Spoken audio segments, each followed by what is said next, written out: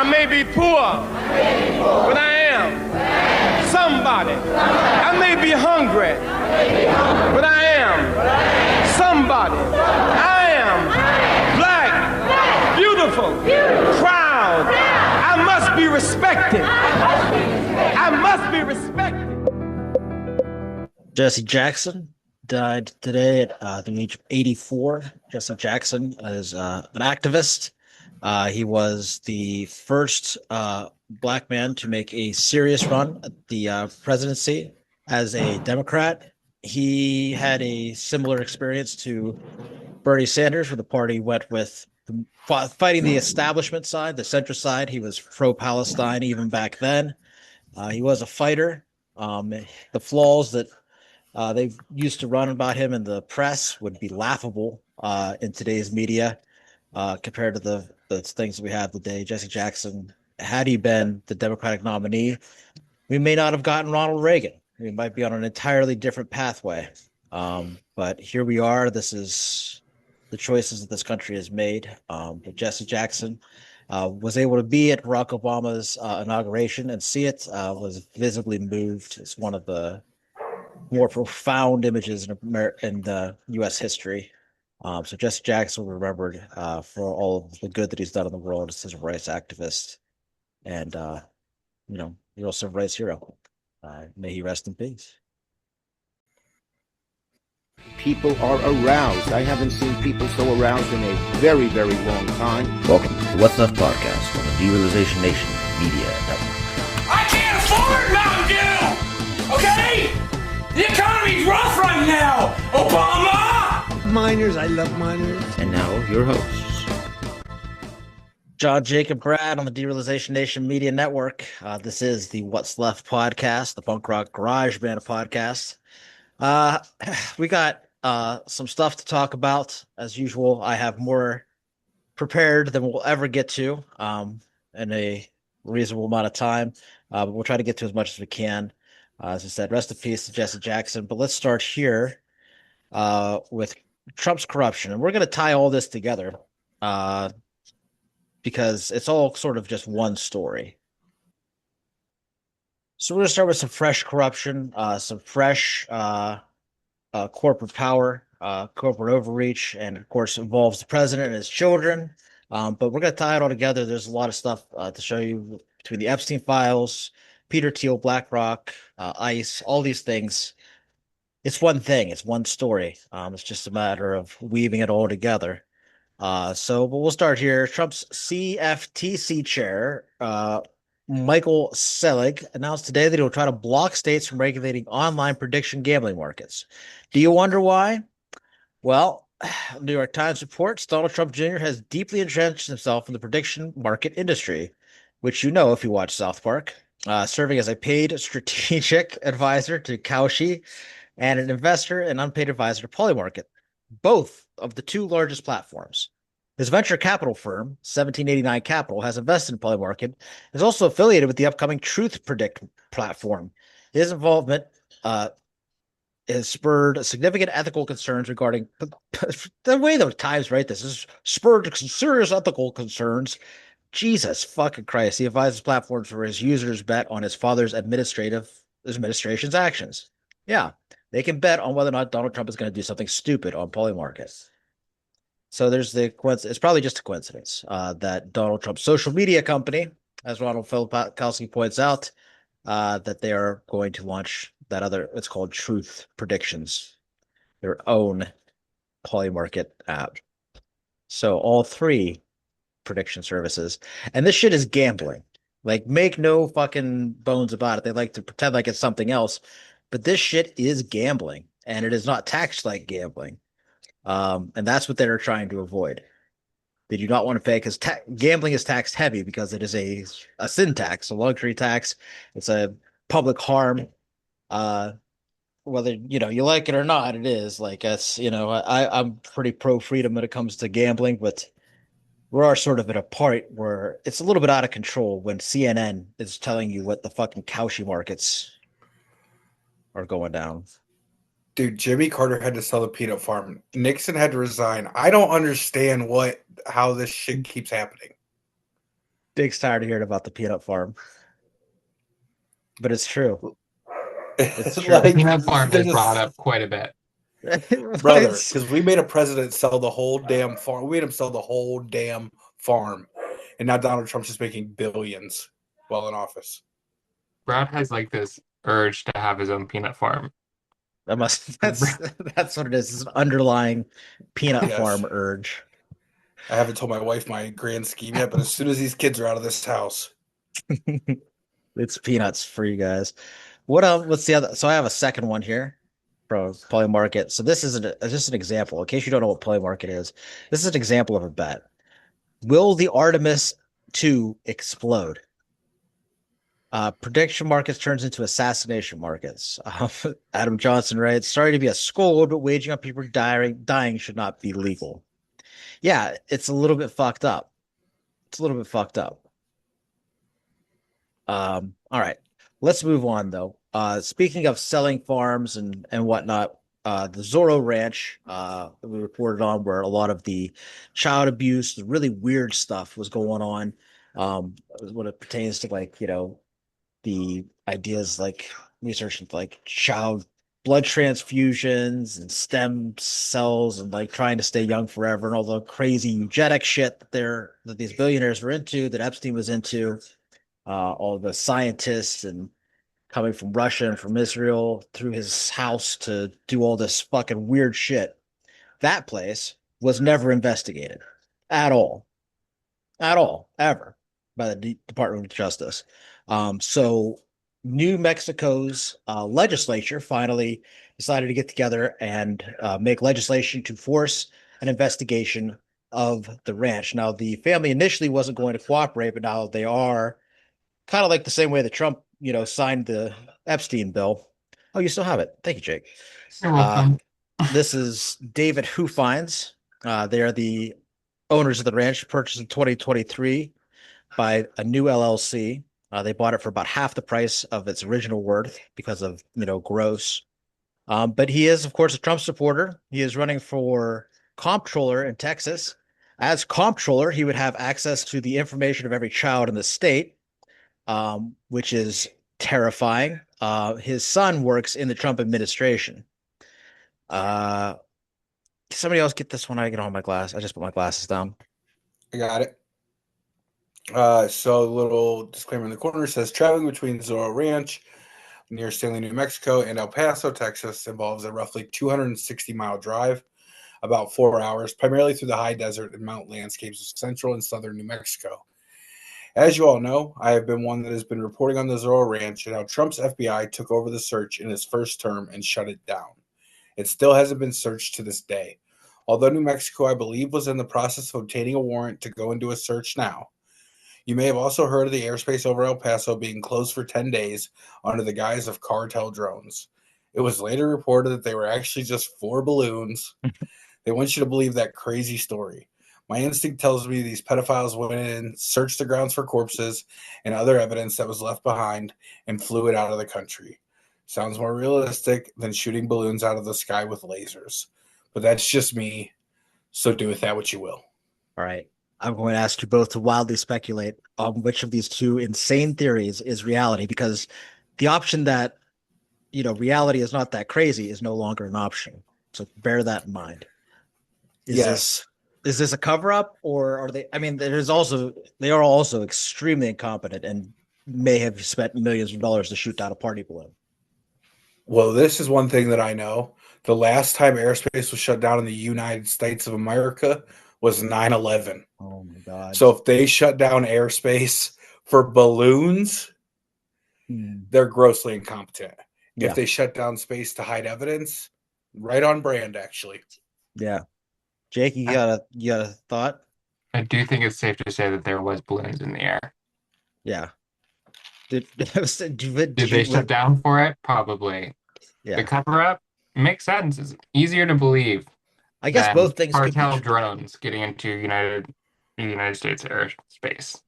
I mean, not especially since we, usually bring them in. So our government does most of the trafficking. They have the free ticket anyways. Right. I don't know why I'm not shooting them down.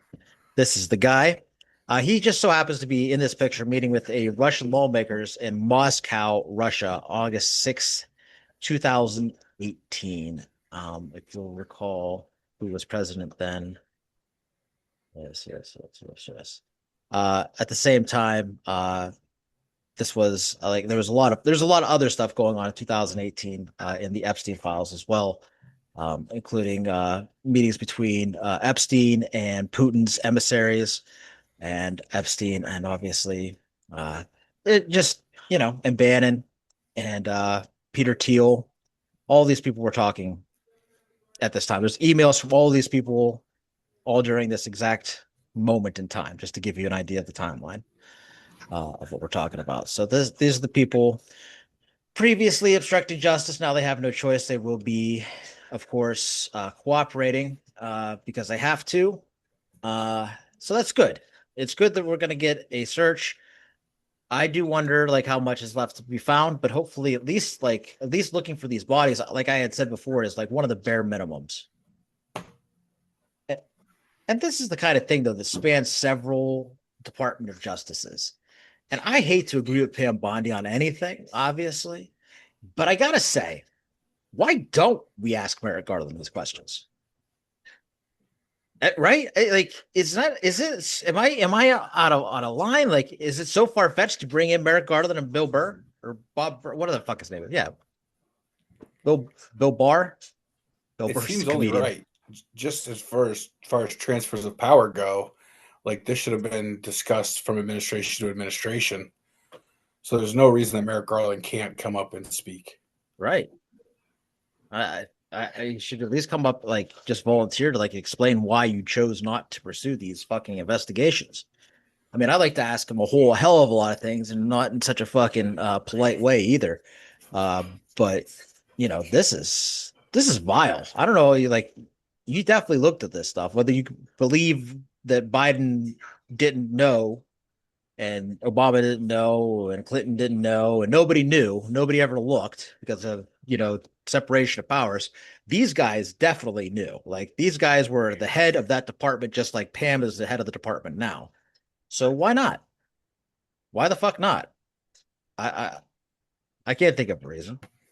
Yeah, I don't care where the accountability comes from. People need held accountable. Yeah, I feel like the more people you start bringing in to ask questions, the better chance you have of toppling the top, right? Yeah, they can only keep their story straight for so long. Yeah. Yep. So there's more investigation on Netflix doc series than there are in these files. That is crazy. Netflix has done more investigating into Jeffrey Epstein and Donald Trump. The BBC has done more investigation than anybody. In fact, it is thanks to the UK that we know now that there are over 50 terabytes of information in these Epstein files. And that flies in the face of the idea that they are done releasing files at the 3 million they released and the 3 million they are supposedly withholding, because that's not even close. It was estimated around 2% of the 50 terabytes of files. 2 fucking percent. Just take a second to think about that, and then give me your reaction to the idea that what we've seen, and we've seen a lot, is 2% of the files. They're hiding some nasty shit in there. And they're also not acting on the stuff that they're reading, which is just insane. That they have this much information and nothing's happening. Right, because the information we have... You have evidence. You have all the things. You have time-stamped emails. I don't know what else. Is a time and a date and names. That's usually pretty solid evidence. It's enough for a will. It's enough for you to get the money from a dead relative. Yeah. You got signed sworn affidavits. Yeah. You got video picture evidence. They said as much. They said that Todd Blanche admitted that there were films that were snuff films. So long, algorithm. It's nice knowing this 2% is like heinous, bro. We found out that there's like cannibalism, like heinous. Heinous. And there's That's 2%. That's the 2% they're willing to show us. Don't imagine because you won't sleep tonight. Yeah. But think of what 98% that they aren't showing us and what it would do to topple like the hierarchy at this point. Like releasing this would crumble the world that they know. It would crumble the world that they know. I personally could not give two shits. I Yeah, don't I'm care so if it all glad that crumbles I'm down. so glad that you brought up the world that they know, the hierarchy, Yeah. Brad. You know, our rundowns are pretty loose before the show, but this is a really nice transition, to what I want to talk about next, because we're going to talk about the parts of the Epstein files that have been flying in our face for a long time. Things like private equity, right? And private prisons. So let's start with the private prisons. Let's start with ICE. Let's start with this is part of the slush fund that is the fucking Defense Department. They get the fuck contracts for these things. It gets passed because they make people feel they tie it to military salaries, which is such a minuscule portion of the entire budget, and they make people feel bad for not voting for it. But then they give billions of dollars to companies like Lockheed Martin, Palantir, and yada yada, and all for for genocide in Gaza, for whatever. The ICE surge in Minnesota cost 280 million of our tax money to detain 4K people, of whom only 30 were accused of violent crimes, plus another 530 with minor traffic violations. 9 million per capture of the worst, in quotations, not my words, plus 2 civilian deaths. Your tax dollars hard at work. I want to point out it's 3 deaths and now potentially 4, as I had heard a report earlier, although it's very poorly reported on, that a school teacher was hit by a car and may or may not have died as well by ICE. So yes, Keith Porter Jr., by the way. Can you go to so this is, the picture. Let's do this one first. So this little 2-month-old baby caught bronchitis in a nice detention facility, the one in Dilley, the one that we covered. And they were denied care, then finally rushed out of the facility. And then if you can go to the story, Jake, they were actually told that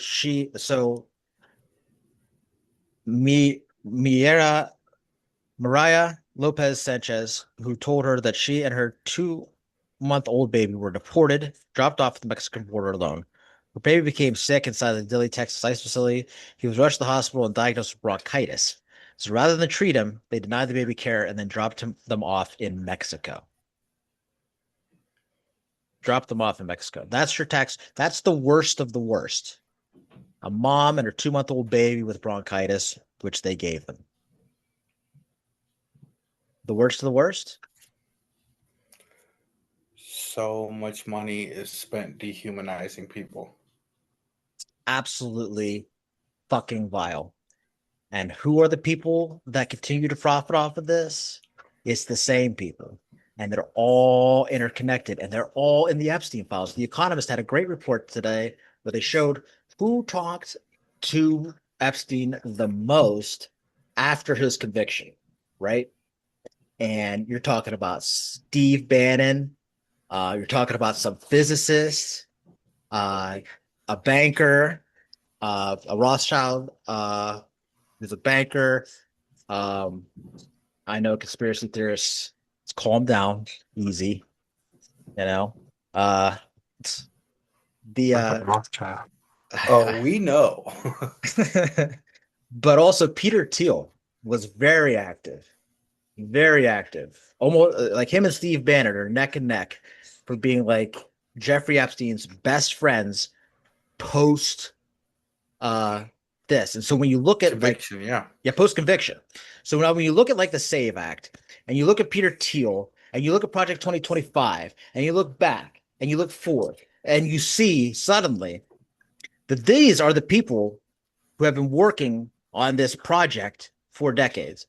So let's start this. We're going to get to the SAVE Act too. Let's start this with Peter Thiel. So Thiel is a younger alien.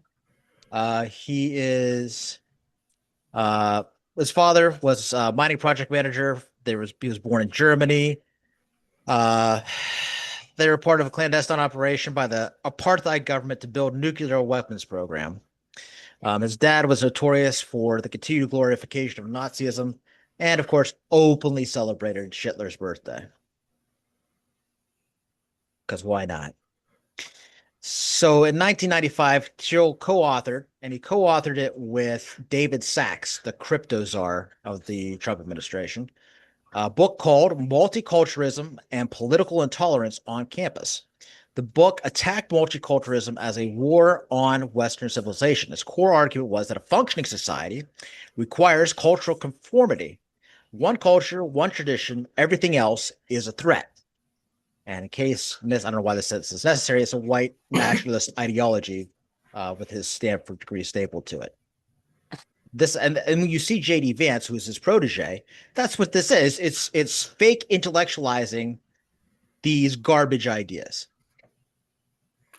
Yeah, it's just trying to make racism sound intelligent, like educated racism. Like, Yeah. What do you mean? It's Like like, you yeah, said, it's like when I put white on these nationalism glasses. Stanford. It was Yeah. like when I put on these glasses, I look like maybe I graduated college when in fact, I'm like halfway through my sophomore year. They're like, if we use big words, we can just be racist. Exactly. Yep. As long as we use the big ones. So this was so when he was in college, this one was a little bit out of order, but it's all right. So when he was in college, according to his biographer, classmates recall him telling them that apartheid works and was economically sound, believes in apartheid. So that's just fucking great. He's also part of the Dark Enlightenment, which is a neo-reactionary movement that argues democracy has failed and needs to be replaced by technocratic authoritarianism. That's the theory of Curtis Yarvin, who is that completely normal-looking person on your screen right now. Yarvin has described Peter Thiel as fully enlightened. Dark enlightenment. It is an oxymoron on its fucking face. It just like again an attempt to sound intelligent while being the dumbest motherfuckers on the planet. The This dumbest is like Scientology for robots. Yeah. Yeah. It blows my mind how stupid the people with all the money are. Every time you hear what they believe in, you hear them talk, and you're like, "Jeez, that is a stupid person." Like they're not special in any way; they're stupid. 2023 Business Insider reports that Peter Thiel had been working as a confidential source at the FBI, providing information about foreign governments attempting to infiltrate Silicon Valley. Reuters confirmed that story. Vance and others in Thiel's network made a fucking living out of attacking the FBI as a central part of their political brand. The deep state, the deep state, the deep state, they are the deep state.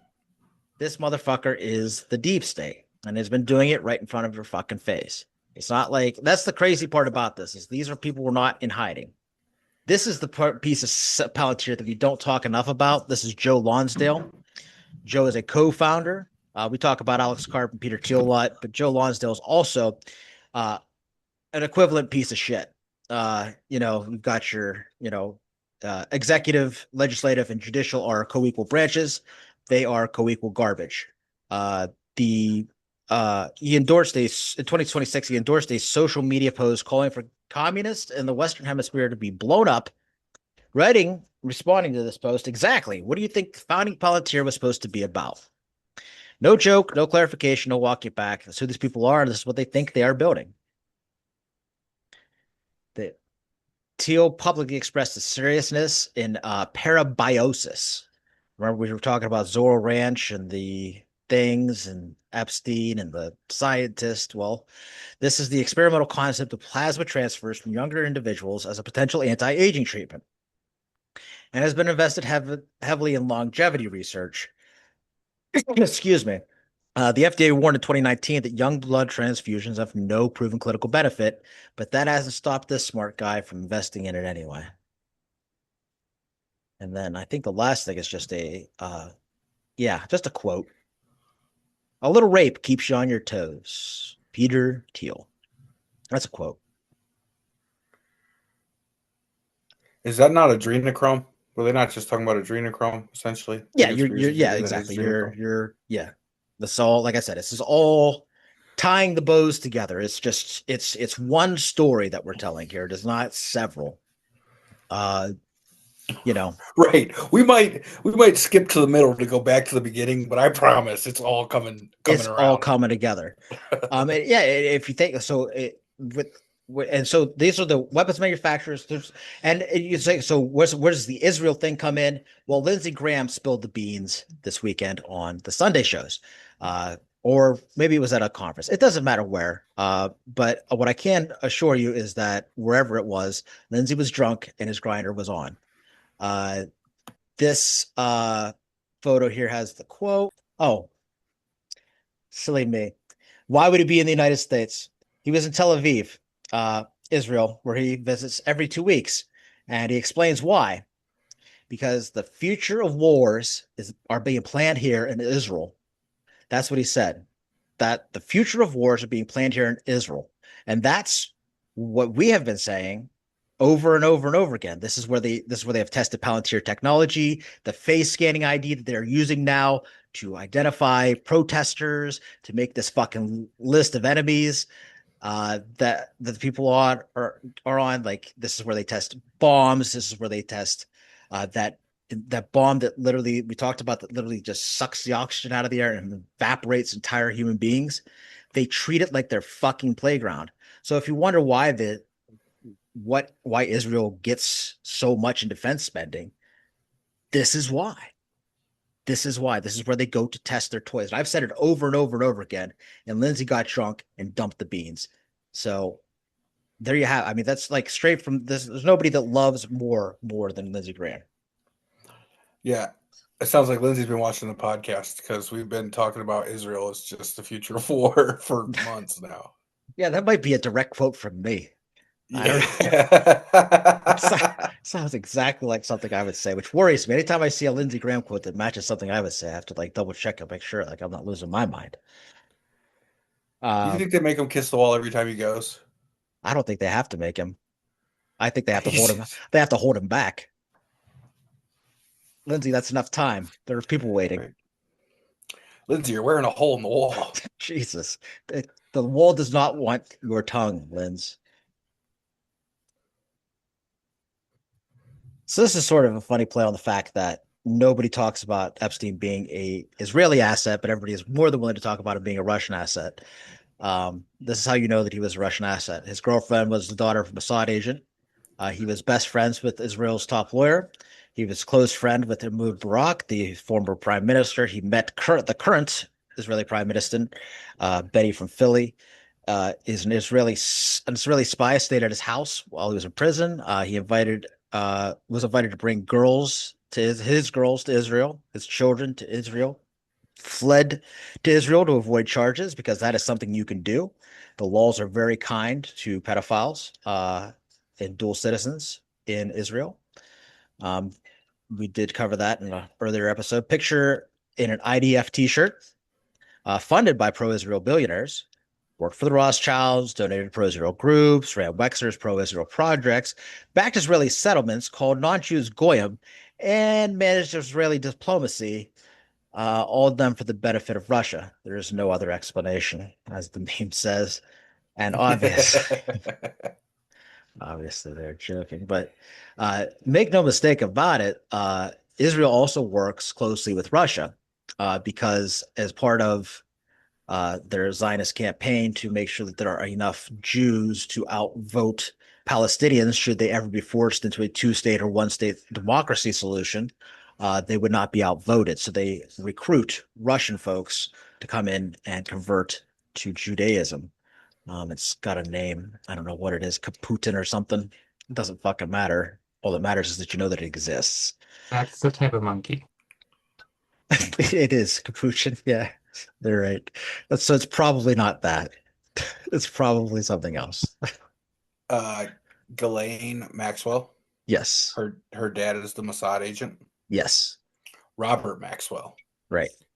And I've started deep diving into Robert Maxwell. You know who else took a deep dive? Robert Maxwell, turns out. But yeah, so I've been looking into him, and the rise of Epstein and Maxwell is disgusting. Yeah. The whole story is fucking disgusting. And crazy. Like, we really don't. The Epstein Files are going to show us some atrocious shit, but it's more going to show you the webbing of how things really work. Yes. And that's what they're terrified of. That is what it's, yeah, because this will bring it all down. And honestly, it kind of needs to come down. Let's talk BlackRock. I'm standing in front of the headquarters of a company that manages $10.6 trillion. That's more than half the United States GDP. BlackRock is the subject of a lot of speculation online. There is a robot that controls more wealth than any country on earth. Really, the commander-in-chief is Larry Fink. They have stock in 95% of Fortune 500 companies. Pretty much any time you interact with the economy, working, buying stuff, driving a car, going to the bank, anything, you're interacting with BlackRock. BlackRock is an asset manager, and the service they offer is taking a customer's money and making more money out of it. Their existence relies upon an important invention of the 70s, the index fund. Instead of betting a lot on a few individual companies, you bet a little bit on every company in the whole index, basically just the whole market itself. BlackRock is a 3 to 10% shareholder in all of these companies. This may not sound like a lot, but it's enough that selling all of it at once would likely crash that entire stock. 5% in any individual company is actually very significant because 5% makes you, in all likelihood, the single largest shareholder in that company. And let's not forget, it's not BlackRock's money that's invested. It's your dad's pension fund and your insurer's massive pile of savings. Back in the day, like my grandparents' day, more regular people had stocks, and the idea was that every shareholder could vote on things like board elections, mergers and acquisitions, executive compensation, and once in a while, wages. Sort of like democracy for people with disposable income. In 1945, 94% of stocks were owned by households, but that's not really how it works anymore. Today, households have more like 40% of the stock market, and about half of that belongs to the top 10%.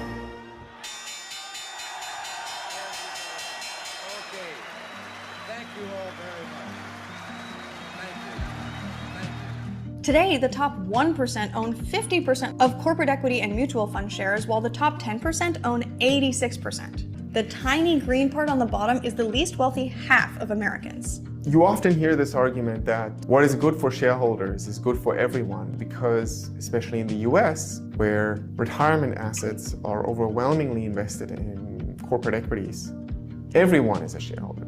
But that's simply not true. The fact that all 5 airlines, all the major banks, for example, in the US have the same large shareholders creates a danger and a risk that these corporations will not engage in competition in the same way they would if they each had different shareholders. It goes even deeper than that. The biggest investors in BlackRock are Vanguard and State Street. And the biggest investors in Vanguard are BlackRock and State Street. And the biggest investors in State Street are, you guessed it, BlackRock and Vanguard. So the financial sector effectively owns itself. The biggest companies that they own them back, creating this loop that sucks money in and never seems to spit it back out. So there you have it. It's a nice summary. That's thanks to More Perfect Union. Follow them on whatever social if you don't already. It gives me like Disney 365 vibes. Yeah. It makes it digestible. Even though the content is indigestible. I'm glad that every time we talk about the market, I say that 10% control 90%. And then More Perfect Union was kind enough to present me with a graph showing me exactly that statement. Yeah, it's nice to have like a graph to show how right you are. Yeah, I love to see that. You love to see it. But they just flat out tell us we own nothing. We own nothing. The Nothing. stock market means nothing to us. It means nothing to you. They're robbing you blind. All of your money gets taken by the bank, by the car loan place, by everybody. Everything that you invest your money into, everything that you own is actually the bank and these companies reinvesting that money, and they keep the dividends on your money. Like that's what's like they're robbing you of your money, and that's why they're so desperate to get every penny that they can to the stock market. That's why they want to privatize Social Security so goddamn bad, because that's a chunk of money that's not in their possession, right? And so they're after it. Another chunk of money that's not in their possession is the money that you give to your kids. So the Trump bank accounts come out. Now you've got this fucking idea that you can somehow give your kids enough money, put that money into the stock market, and that'll somehow, but even those things are unaffordable for anybody who is not in that top 10% that owns the 40% of stocks. It is directly meant to benefit those exact people and no one else. No one else. Because even if you're poor and you manage to scrape up enough money to match up your Trump family account, the people who will benefit more from it are the people of BlackRock, far more than your kid ever will.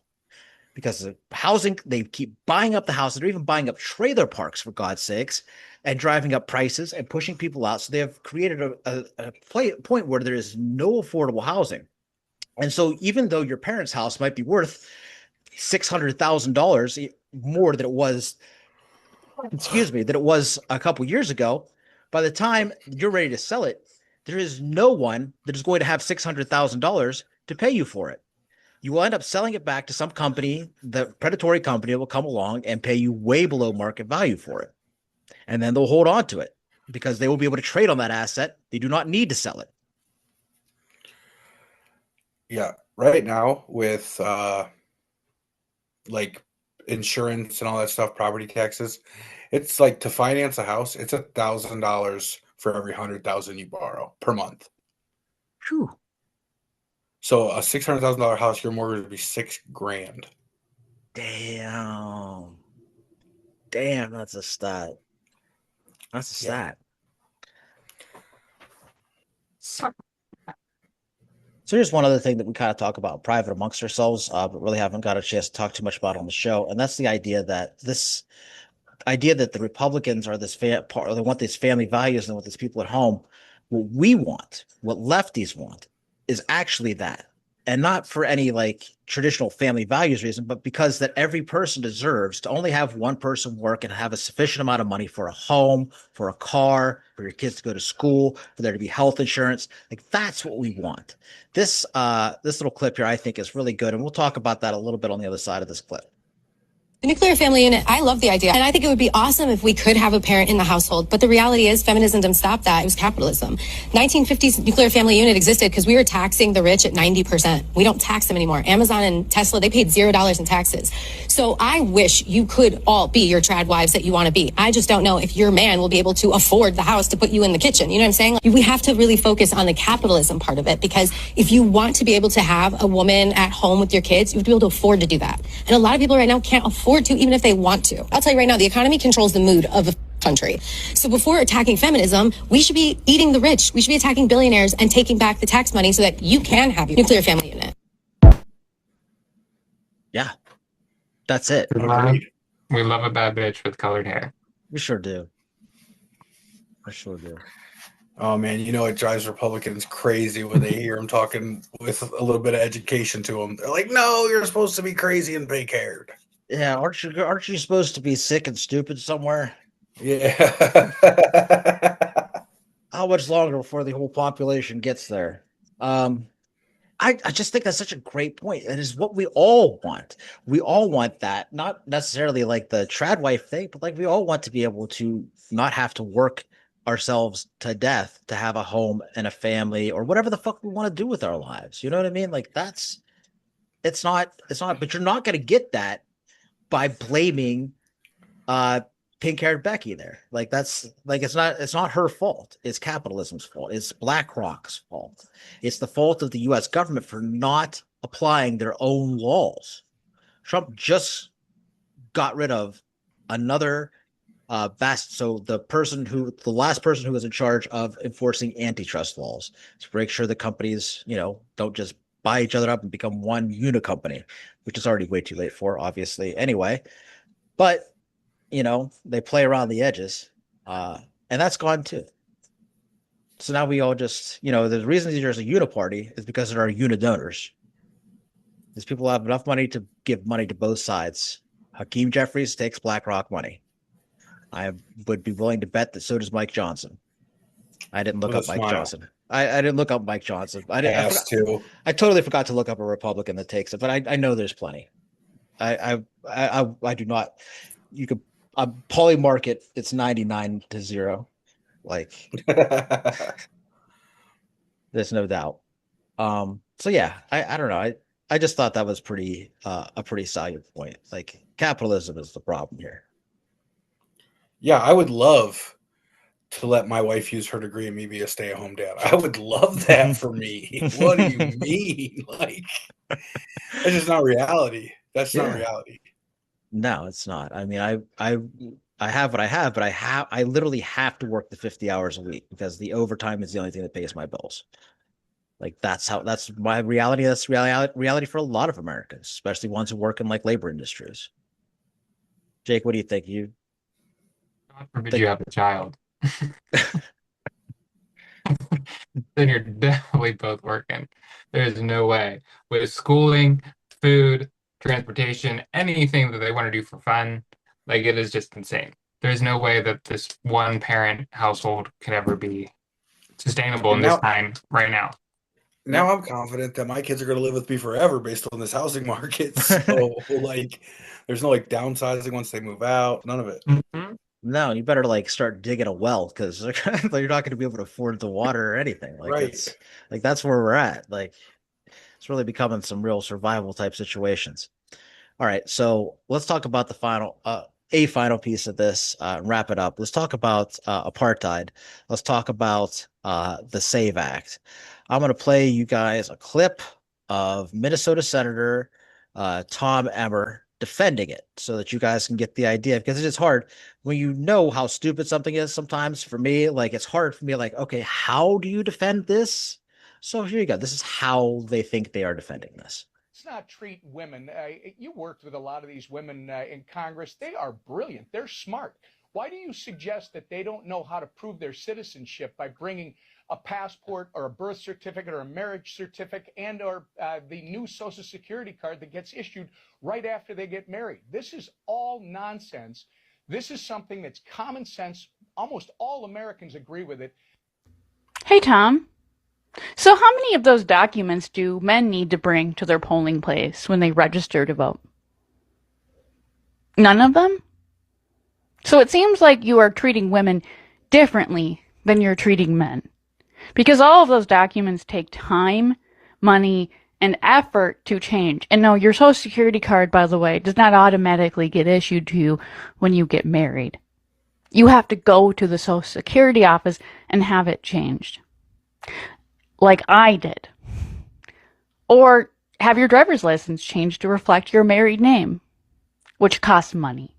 That would be a poll tax that would disproportionately affect women.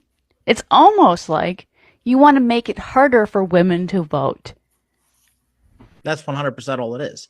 It is like Peter Thiel. They put it out there. They're not like secretive about it, or I guess they pretend like they are. But like obviously, like they wrote it down on Project 2025. Peter Thiel says it. Donald Trump knows it. There's no way that like you're getting women to vote for Epstein and his friends. Once again, we love a bad bitch with pink hair. I didn't even know their video was talking educated, bro. They hate it. That is crazy. I don't know. Maybe Jake just named the episode. It is true though, man. Like it's a pool tax. It disproportionately affects women, and this is one here too. Like I'm going to lay this directly. This is a case that like this is why people are so frustrated with the Democratic Party. They had the majority in Biden's first couple of months. They failed to pass the John Lewis Voting Rights Act. They knew the Republicans were coming for this, and they've been coming for the civil rights, and they've been coming for civil rights. But instead of protecting people's civil rights, they chose not to. Biden was also petitioned many times by female senators to there was the Women's Suffrage Act, the 19th Amendment, is actually not official. Like the women do not technically have the right to vote on their own. Like it's not specifically written into the Constitution because it was ratified late, and so it has never actually been added. And they petitioned Biden to try, and he was like, "Well, nothing I can do." Nothing I can do. And meanwhile, Trump's out here like, well, I'm going to send the fucking Marines. God damn it. Yeah, we don't care. You- There will be voter ID. Yeah. And this is why this is what people fucking hate. Because you could have done something so good to just say, okay, listen, men and women are on the same level, right? There's no difference between men and women. There's no difference. You could have passed the civil rights side and said that there is no difference. We are reaffirming there is no difference between race. There's no difference. Everybody gets the same, is entitled to the same rights. Instead, they didn't pass that. And then a good portion of Democrats voted for the Lankin-Riley Act, which took away people's due process rights, which is one of the reasons we are in the position that we're in. So this constant capitulation, and when they are not in power, in addition to the inability to do anything or unwillingness to do anything while they are in power, it's been a pattern that has been going on forever. And it has a cycle that needs to end. Yeah, I can't say that loud enough. We had majority. There were times where we could have cemented things in legislation, and Democrats just fail to act. The Democrats are responsible for where we are right now, just as much as the Republicans and the MAGA movement. The inaction from Democrats has led us here. Yeah, like you can and should blame Sinema and Manchin for, blocking a lot of the legislation. But, you can also blame the entire Biden administration should have been like shouting on every TV channel what a bunch of fucking pigs and traitors they both were for being unwilling to stand up for basic human civil rights. Like it's a basic core principle of democracy, and they would not stand up for it. You could have and should have done more as well. Like there was more that you could do. This idea that like there's nothing we could do, nothing we could do, and then the Republicans get in power, they're like, we're going to war. We're like, why? Yeah, they just don't care. Because I said so. That's why, and it's fucking ridiculous. They're like screaming for a standing filibuster right now on the SAVE Act. Yeah, it's just not gonna happen, thankfully. But God, if it does, I don't know, revolution. We should be revolution anyway, but here we are. All right, so like I said, adios to the algorithm. Thanks for liking, watching, subscribing. Thanks for pushing us out there, because it's only you that does that, and it is great to have a growing derealization nation. So thank you guys. Love seeing you in the comments. Love everything that you guys do to help us. And if you want, if you haven't done already, like and subscribe here on Substack. 5-star ratings on Apple Pods. So we got a lot of Apple Pods listeners, which is great. I don't know how to access that, but 5-star ratings still help. So everything that you do helps us, and we hope that it helps you. And that's all we got for today. Until next time, I'm John. I'm Jake. And I'm Brad. And that's what's left. There is quickly coming a time where good men will have to do bad things to bad people.